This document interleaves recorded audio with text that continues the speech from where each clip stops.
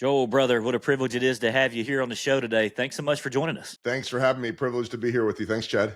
Yeah, joining us from beautiful Kansas City. And man, I love what you're doing. I've had the privilege of getting to know you a little bit over these last few weeks, and it is really and truly just an honor to have you here. You have so many stories to tell, and I can't wait to get into some of that. But before we get into that, you're an Emmy award-winning broadcaster. You're a podcaster. You're an author. But behind all that, who is Joel? I'd love to just have you introduce yourself to our listeners and help us to get to know you a little better. Yeah, it's a good question. That's probably the hardest and the easiest question to answer, right? You got to dig in a little bit. But yeah, I mean, I think most people here in Kansas City would know me as the broadcaster. I think the people that know me closer would know me as the father, a husband, friend. I'm not sure what the right order is on those, but they're all important to me. All hats you wear. But I think, I think all of us, if we're, good family people, are going to say that, as we should. That's not to take away from the legitimacy of that. But I think, beyond that, and I think who I am and what I show up as, who I show up as every day, as that father, friend, coworker, speaker, podcaster, on and on, is just an authentic person. And I say that only because I think that in any profession, certainly in television, it's hard to know what's real and what's not. And to me, that's always mattered. It always will matter as life speeds up and scales, and hopefully you climb the ranks in whatever it is you're doing. It's easy to forget that, and it's easy to get caught up in expectations. But I think that being true, being authentic, ultimately to me is if I'm not doing that, then I'm not myself. And I guess that would be the definition of authenticity, right? If you're not doing that. Yeah. But I think a lot of us get away from it. Yeah, And sure. And to me, I'd like to think I'm the same person now as I was when I was young and all that. And that's important to me.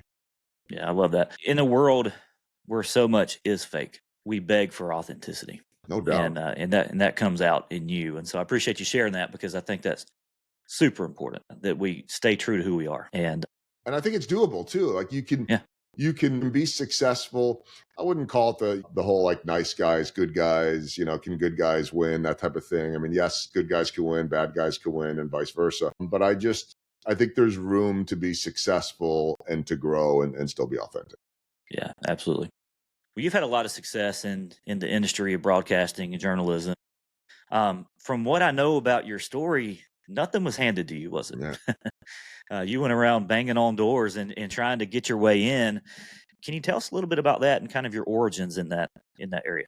Yeah, and I really, you said it right away, Chad, about having a million stories or however you said it, and I do, and they're fun, and it's one of the privileges of my job of traveling with a baseball team, the Kansas City Royals, and having a front row seat to a lot of really cool stories, fun stories, inspiring stories.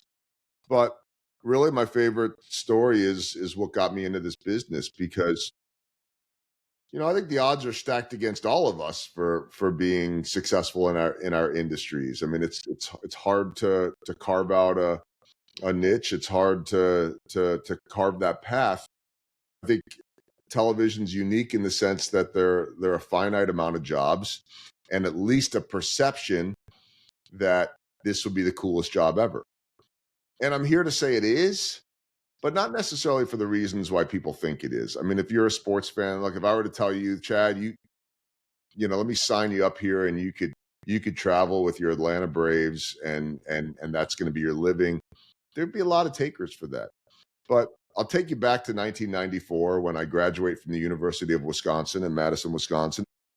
I wanted to be on TV, traveling with the Kansas City Royals or any big league team for that matter, and any sport was beyond a pipe dream at that point. I mean, it was just, how can I get into television? The very short of the story is that I started sending out resume tapes all over the country at a time where we didn't have YouTube or YouTube links or LinkedIn or anything like that. And I got rejected. I got letters in the mail back from every single one, 25 of them saying, thanks for applying, but we're not interested. And it dawned on me at that point that all I was trying to do was get into a small town television station anywhere. And I was willing to go anywhere, which I thought put me above others that might not be willing to make that sacrifice. But there were still so many. So how do you, I'll make up some numbers. How do you, if you're if you're one of 10,000 people looking for a job and there's only 25 openings, 50 openings, the numbers are bigger than that in terms of how many people wanted to do it. So it's almost like winning the lottery. And this was my dream. And so after the 25th rejection, I just started cold calling TV stations and basically, and I always like to preface this by saying I'm not the cold calling type. I don't like cold calling. I say that because it's very easy if you're listening to this to say, yeah, but I would never do that. In whatever profession you're in, yeah, I'm not comfortable doing that. And, beyond just saying, well, you got to make some sacrifice and you got to get out of your comfort zone, all those type of things. For me, it was do or die. Like, I don't know what else I can do to get into this business. So I was desperate. And if this doesn't work, I'm probably going to go work at the local restaurant that I worked at when I was home from college in Chicago or during high school in Chicago. And ironically, that job would have paid me more than my first TV job, helping manage a restaurant. But basically, I called all these TV stations. I would ask to speak to the news director. And I think I had a script that I was reading off of because I was so nervous from my parents' landline in Chicago. And I would basically say, I know you don't have any openings right now. I just graduated, blah, blah, blah. I'm passing through town in 2 weeks. Would you be available if I stopped in on Tuesday, Wednesday, Thursday, or whatever dates I gave them? And they all said yes. And I was never going to any of these places. But as soon as they said yes, I hopped in my car. Yeah. And, it was always, I'm passing through town on July, blah, blah, blah. Would it be possible to meet with you? And then that's what I did, and I'd stay at a cheap motel and I'd bring the one suit coat and, dress pants I had. And I'd pull into a McDonald's and go into the bathroom and put it on and go in there and meet with someone for anywhere from 2 minutes to an hour. And then the crazy thing happened. Within a matter of a couple months, I got my first job offer in a small town in Wisconsin. Then the next one came and the next one and the next one. And so I had to open the door for myself. And this is what I tell people to do all the time. You have to open the doors yourself. Or if there is someone there that can open them for you, great. Don't walk away from that. I don't know if I want a handout. I don't know. You take every opportunity that you get, but then it's up to you to stay. Yeah. And so I'm most proud of the fact that, one, I was able to open a door, but then even more proud that 30 years later, I'm still doing this. Man, that's so good. And there's a lesson there, I think, in all of us. A lot of times, especially today, we live in this instant culture.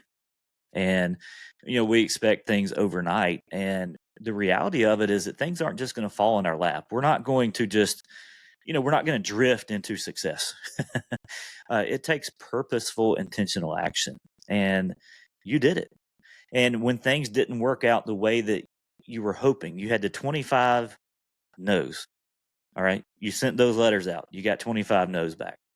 You could have just said, well, this isn't for me, or this just isn't going to turn out. But I love how you shifted that perspective and you said, okay, this isn't working, but what else can I do to make this work? And how quick we are to give up on our dreams sometimes because the first thing we try doesn't work. Yeah. And I think about this, like, even from a standpoint of, if I hadn't taken that chance and I'd played it safe, and I'm really more of a play it safe kind of guy, and I'm trying to actually break that mold. I mean, it's easy for me to say, well, I didn't play it safe and that's why I'm where I'm at. But it was so out of my comfort zone. Yeah. And, I think if I hadn't done that, and then I probably go and work at that restaurant, and I'm probably living in Chicago for the rest of my life, which would be great, by the way, but hard for me to imagine now. That's where we go back and visit a lot of family, and my parents are still there, my in-laws. But I can't imagine a life outside of Kansas City and doing what I do. But I who knows what would have happened? I met my wife, re-met her. We'd met once, but re-met my wife when I was in town from that TV job in Wisconsin on vacation for a week, and came back home over the holidays and happened to bump into her. And so it's those sliding doors, the movie Sliding Doors, where, if this happens, then this happens. And so who knows where I'd be at. Would I have lived in Chicago working in the restaurant industry my whole life? I didn't really have a backup plan.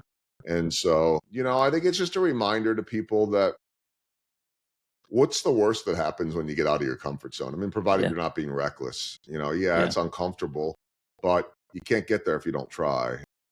If I had told myself back in 1994 that 31 years later you'd still be doing this, I would never have believed that at all. But now it's, I don't know any other way.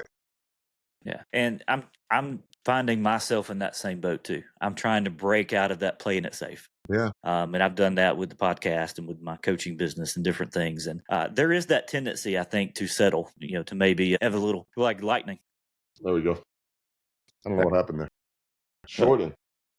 Sorry. Hopefully we'll be able to Oh, you're good. Oh, I think I see what happened. Yep, it just came out of the plug a little bit. Sorry about that. Gotcha. That's okay. That's why we edit. Yep. You know all about that. I know. But yeah, every moment that we lean into our dreams and that we put ourselves in that uncomfortable moment has the potential to really change the trajectory of our life. And that really happened with you. And I appreciate you sharing that, because I think that brings a lot of people hope and encouragement that, hey, where you are isn't where you have to be forever. Yeah. And sometimes it takes that uncomfortable move forward to change things. Yeah. And by the way, there's not like, just because that all worked out doesn't mean that I'm not still facing challenges that are similar to that, taking that chance. Mhm. I've got to remind myself that worked. And so, get out of your comfort zone. I'm continuously trying to build up my speaking business. And, sometimes it takes getting a little bit uncomfortable, but it's amazing what happens when you put yourself out there. If you believe in yourself, if you've got something positive or good to offer. I guess it doesn't have to be positive. I'm generally a pretty positive person, but there's a balance, I think, Chad, between being patient and playing the waiting game, which is not a bad thing. Playing the long game. I very much value the long game, versus also pushing the needle a little bit and trying to make some things happen. And I think that the sweet spot, to use a baseball term, is finding the balance between those. Yeah, I love it. You said to use a baseball term, and I kind of want to transition a little bit. I'm a big baseball fan, and that's really one of the things I love about you, is that you're able to use your experience in interviewing and telling the stories of some of these professional athletes.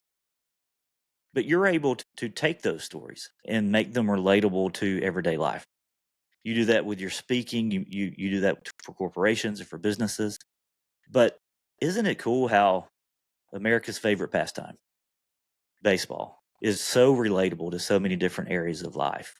Wonder if you could just speak to that a moment. What is it about some of these athlete stories that I think we just really gravitate towards and that we want to hear about? Yeah, and I think it's why I tend to gravitate towards the role players, the non-superstars. Mm-hmm. And look, don't get me wrong, the superstars, and I've been around them my whole career, Mm-hmm. they're the ones that move the needle. Yeah. When you land that big interview, when you get that trust and that one-on-one with the superstar, it gives me credibility when back in early June and the Yankees are in, that I could go on the air and tell a story about a conversation I had with Aaron Judge like that was no big deal.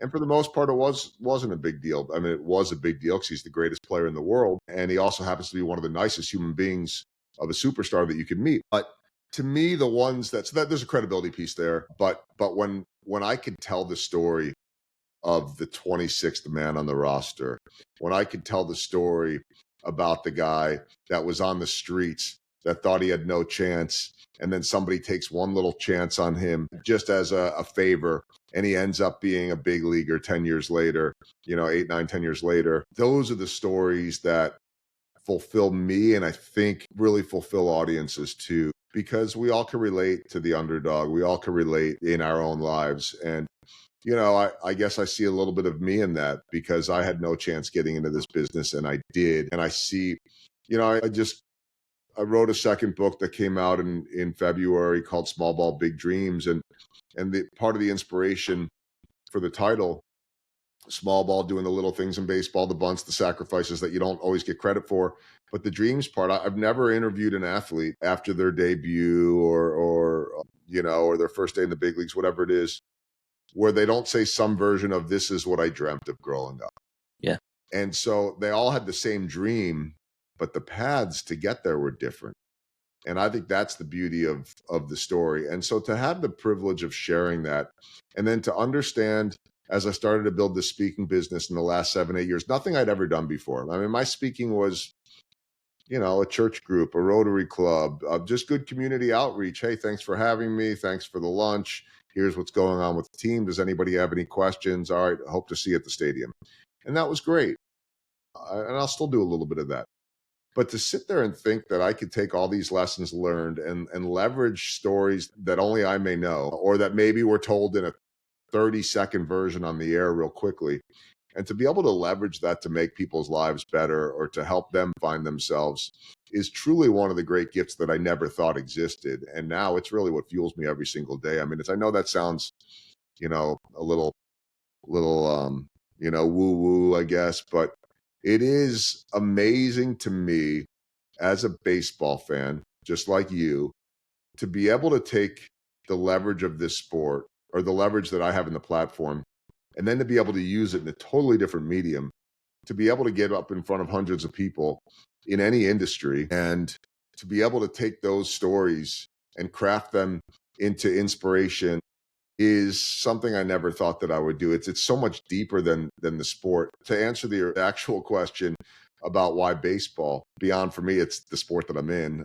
I would like to think I would have found similar motivation if I ended up in hockey, which I did for a little bit, or football, I did some, I mean, whatever it is. But I think with baseball, beyond just saying it's America's pastime, because it is, but the world has changed. There's something about baseball, Chad, that is relatable to the common everyday man and woman, because we live our lives dealing with failure, dealing with rejection. And in a baseball standpoint, you have to learn, you have to know how to manage failure. If you're the best at it, you know this. If you're the best of hitters, you've got to manage failure 70% of the time. And the best ones that I cover can move on right away. Doesn't mean it doesn't hurt, but they learn from it, they grow from it, they process it, they move on to the next day. So I am living in a world of failure every single day and watching guys master how to handle that. That's a really important truth. And, I think there's a lot of parallels with baseball in life. And I find that in watching, some of the guys that go through slumps. Well, don't we all? Some of the guys, they're dealing with the height, the top of the moment, the World Series. But then there's the crashing down afterwards, and don't we all experience that too in our world? And so it's just very relatable. And I love how you're very unique in this. I love how you take that, like you said, and you craft it into a story that not only tells the story of someone else, but it gives hundreds or thousands of other people hope and inspiration because of that story. You're entrusted with the stories of a few, and you have a way of turning that into stories that impact many, many more. And so I love that you're able to do that, and I think that's incredible.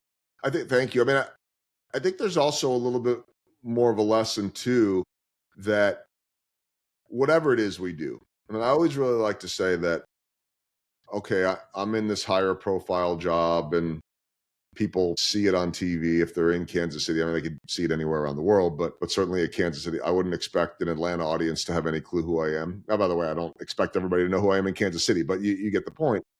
But it's not your normal job. It's high profile. But whatever it is that we do with our jobs, there's always more there than we realize. There's always more depth and more opportunity to do something else with it. And so for me, it will be enough just to tell these stories on TV in a different way than a speech or even as a podcast guest right now. I mean, there's only so much room for depth in my role as a sideline reporter and a pregame show host to really go much beyond a minute of something. So you can't really develop it. You're passing on a fun story, an anecdote, something interesting or cool or a trend or a streak or whatever. But there's always more to what we do. And I think that when you could find whatever it is you're doing to have a greater purpose, and that's the challenge, one of the many challenges in life, when you could find more of a purpose to what you're doing beyond just this is the task I have to complete and I want to do it at my best. Mm-hmm. But wait a minute, what else is there? Mm-hmm. And then how can I take that and share it with someone else? That doesn't have to be, by the way, a profession. I mean, is there a lesson learned in life or at work that you then can use to provide inspiration to a friend that's struggling or a colleague or whatever it is? I mean, there's just, if you're curious and you're paying attention enough, there's always more than what's there. More than meets the eye. No doubt. And, that even delves into the legacy component of, what are we doing beyond what we're doing? Yeah. And I love that. So I'm going to put you on the spot for just a little bit. You've been doing a lot of stories. We've mentioned that time and time again. Do you have a couple that are some of your most memorable stories? Some that you've been doing this 31 years. Are there a couple that stand out to you? Yeah, You've written about a couple of them, I know. there are a ton of them. I think, where do I want to go with these? I think that there's one with a pitcher, and I tell this in a lot of my speeches. I'm happy to give it away a little bit here in the sense of there's a lot to the story, but I had a pitcher with the Royals back during their World Series runs 2014 and 15. Young pitcher by the name of Yordano Ventura, and Yordano Ventura, Dominican kid. Pedro Martinez was his idol. So for anyone that is not a baseball fan, Pedro Martinez, one of the great pitchers out of the Dominican Republic of all time, and not a big build, but he could throw hard, and that was Yordano Ventura, scrawny kid that could throw 100. Matter of fact, at one time, his mom was visiting from the Dominican, and I interview her live in the stands with a translator because she spoke no English, and I asked her what it's like to have a son playing baseball in the United States, throwing 100 miles an hour, and the translation came back to her in Spanish, and she starts to glare at me, and I couldn't understand what was lost in translation, that she would be glaring at me for asking her what it's like to have a son throwing 100, and the translation came back 102. Lo siento. I'm so Don't sorry. undercut him now. Yeah, I couldn't undercut him. But the thing about Yordano, and it really it's given me a lot of purpose in life, is that he giant personality, and like many of the Latin players, and I wish I'd studied Spanish as a kid. I'm trying now, but it's not going great. And he had studied English, and he was getting really good at it. But like a lot of the Latin players, a little too scared to do an interview in English. I'll tell my audiences all the time, imagine going overseas somewhere where your employer or some employer is going to pay you 10 times, 20 times, 100 times what you're making right now, and you're going to live a great life. But oh, by the way, you got to learn a second language. And when your workday's over, we'd like for you to be interviewed by a bunch of journalists in your second language. That would probably scare you. But you know what? If they gave you the opportunity to have a translator, you'd probably take that translator. I would. And so that's oftentimes what happens. And my role, and I strongly believe what I'm working for every day at the ballpark is to continue to build the trust and earn the trust of all of our players, and certainly the Latin American players, that if I were to interview them without a translator, will they trust me enough to make sure that they're going to be okay, that they're going to be comfortable? Yeah. And Giordano's English was so much better than he realized. And I finally convinced him to do an interview, lock the doors of the room, because I didn't want his teammates to come in and make faces and mess with him, because boys will be boys, and that's what they do.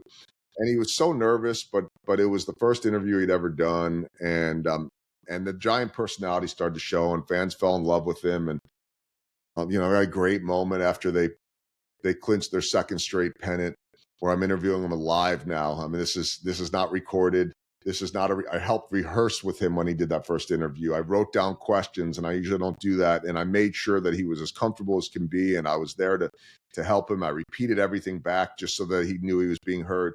Now we're live, and he goes into what's a viral moment. If anybody's listening, and just go on to YouTube and search for Yordano Ventura, "Ooh Baby," and it'll pop up. But here he is, and he says with his accent and English that was very understandable, "We are going to the World Series again.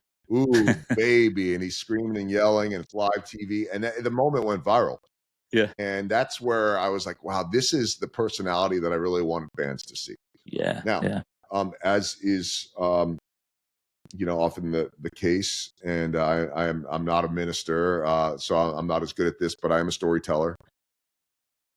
That was 2015. 2017, I woke up on a January morning in the off season to see news pop on a rumor initially out of the Dominican that he had been killed in a car crash, and indeed it was true. And I First off, it was the off season. There were no players around town in Kansas City. So I was the one getting all the calls from the TV news stations to talk about him, which was an incredible honor, but obviously extremely difficult. And I remember going to the memorial, the team, I did not go to the Dominican. A handful of players did. But I remember the team memorial here in Kansas City at a hotel, and there was a story told about how he was young too, 25, but he would go to the room of other Latin American teammates on the hotel late at night after a game to help them order room service because they were too scared to make that call in the English that they were just learning. And so he would go to lend that hand.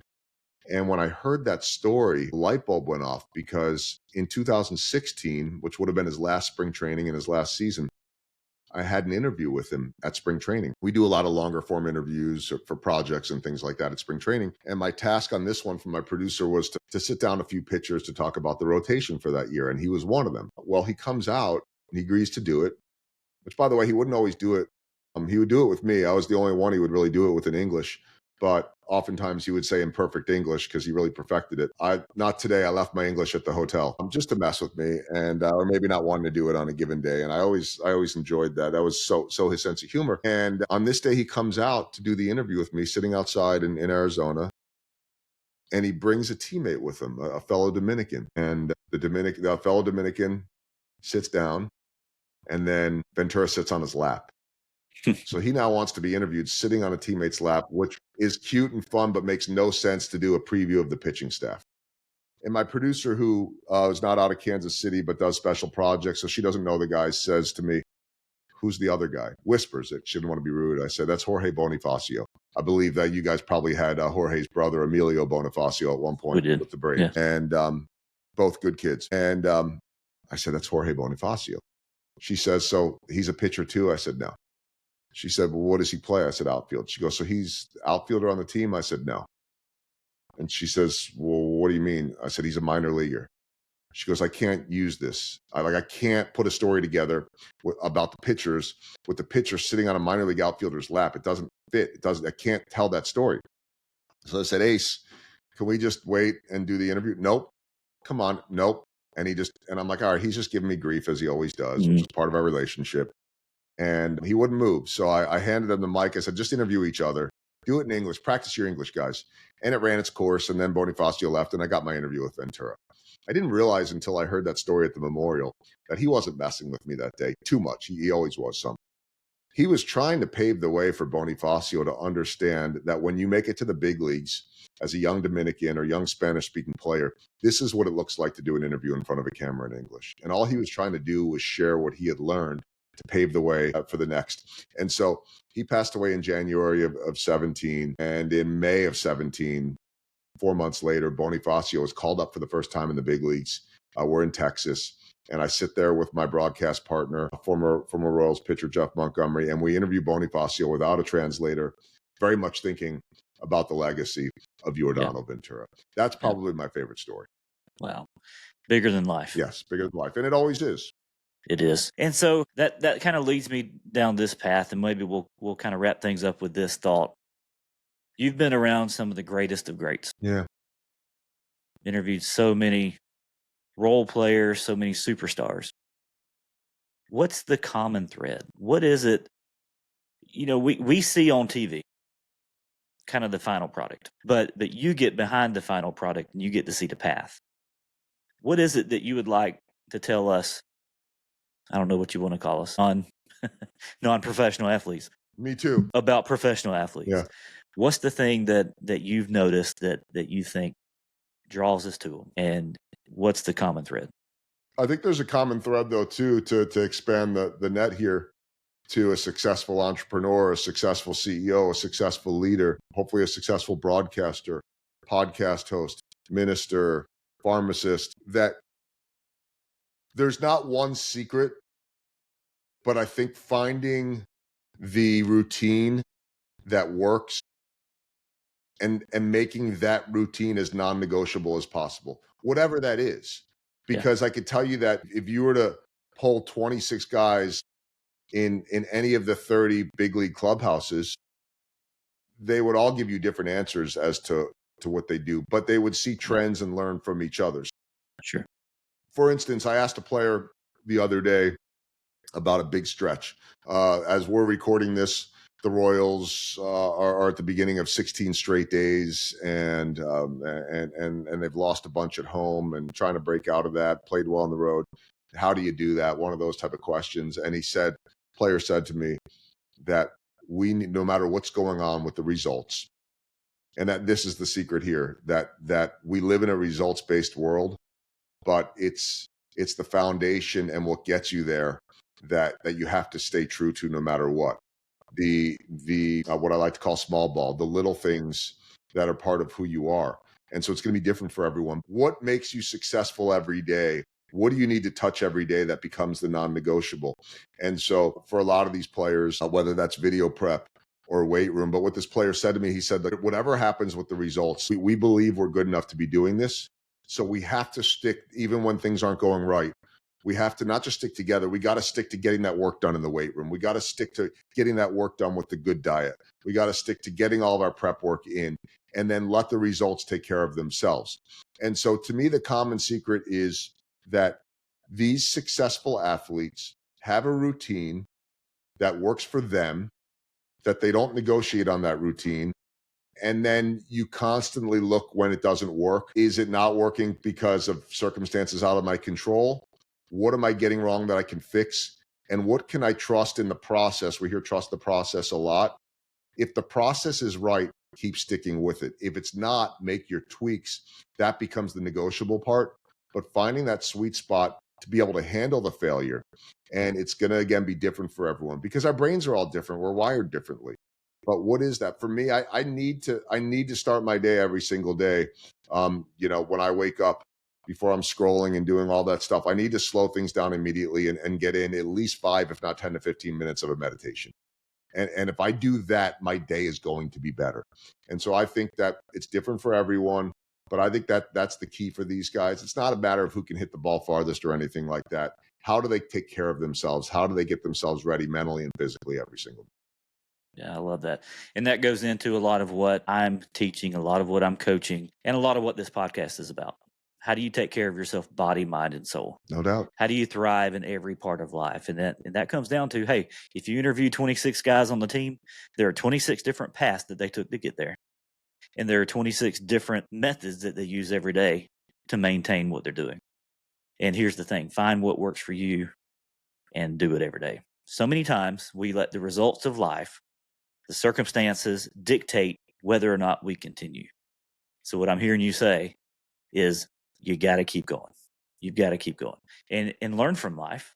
If the results tell you to tweak it, but don't ever stop. Don't ever stop. And look, Chad, there are times you have to stop, right? I mean, there are going to be times where you just need a break. That doesn't mean quitting, by the way. That might be taking care of yourself as well. Right.